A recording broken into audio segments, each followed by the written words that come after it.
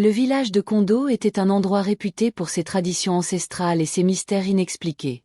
On racontait que certaines âmes y reposaient sans jamais trouver la paix, enchaînées à des malédictions anciennes. Aminata, une jeune femme de la ville, n'avait jamais cru à ces légendes. Elle était venue dans ce village pour assister aux funérailles de sa grand-mère paternelle, une femme qu'elle n'avait jamais rencontrée. Son père, décédé lorsqu'elle était enfant, n'avait jamais parlé de cette partie de sa famille. Sa mère, quant à elle, n'avait jamais voulu en entendre parler. Les funérailles furent sobres, mais chargées de rites auxquels Aminata ne prêtait guère attention. Les anciens du village, vêtus de leurs longues tuniques, psalmodiaient des incantations dans une langue qu'elle ne comprenait pas. Elle trouvait tout cela absurde, un théâtre de superstitions inutiles. Après l'enterrement, elle se sentit oppressée par l'atmosphère lourde du village.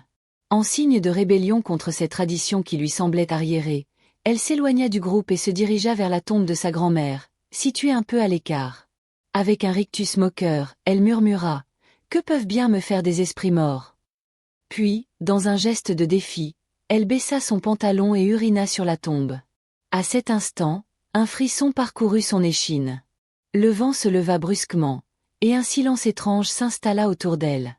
Elle remonta rapidement son pantalon et rejoignit les autres sans un mot, tentant d'ignorer l'étrange sensation qui s'emparait d'elle. La nuit venue, dans la maison familiale, elle fut prise d'un malaise inexplicable. Son corps était lourd, et une sensation de froid intense l'envahit malgré la chaleur ambiante. Elle s'endormit difficilement, mais son sommeil fut peuplé de cauchemars effrayants. Dans son rêve, elle se trouvait dans le cimetière du village, entourée de silhouettes sombres. Une voix rauque résonna. « Tu as souillé mon repos. » Elle tenta de fuir, mais ses jambes étaient clouées au sol. Les ombres avancèrent lentement vers elle, leur murmure devenant un brouhaha terrifiant. Soudain, elle sentit un liquide chaud couler le long de ses jambes. Elle se réveilla en sursaut, trempée de sueur et d'urine. Horrifiée, elle réalisa qu'elle s'était réellement urinée dessus. Tremblante, elle se leva et se changea, refusant d'accorder du crédit à ce qui venait de se produire. Mais la malédiction ne faisait que commencer. Les nuits suivantes, le cauchemar se répéta, chaque fois plus oppressant. Chaque matin, elle se réveillait souillée, honteuse et effrayée. Elle tentait de se convaincre que ce n'était qu'une coïncidence, mais son état empirait. Des ombres semblaient la suivre, des chuchotements résonnaient dans son esprit même en pleine journée. Un matin, en se réveillant après une nuit particulièrement agitée, elle découvrit des marques étranges sur son corps, comme des empreintes de doigts noircis. Paniquée, elle se rendit chez la vieille tante de son père, une femme qui connaissait bien les traditions du village.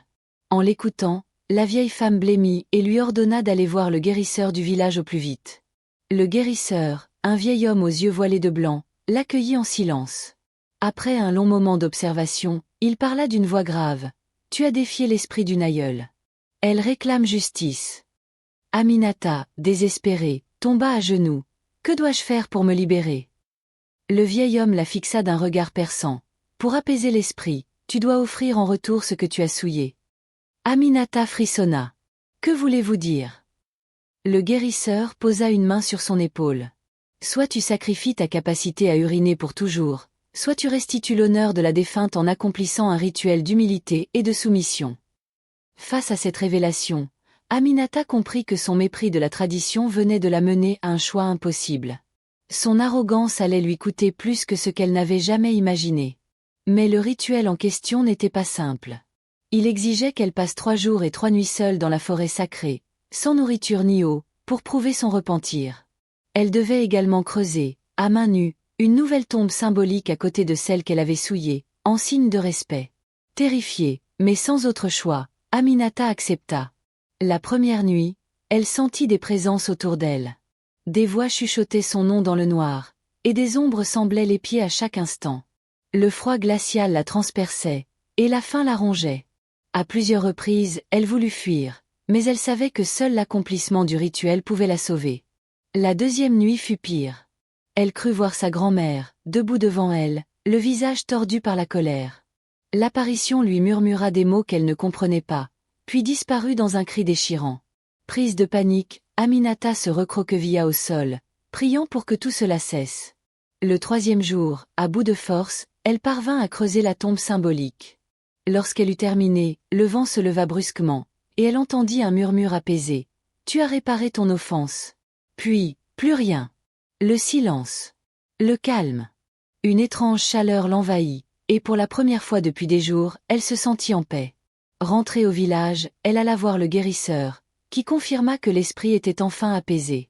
Aminata avait appris une leçon qu'elle n'oublierait jamais. Depuis ce jour, elle ne douta plus jamais de la puissance des traditions et du respect des anciens.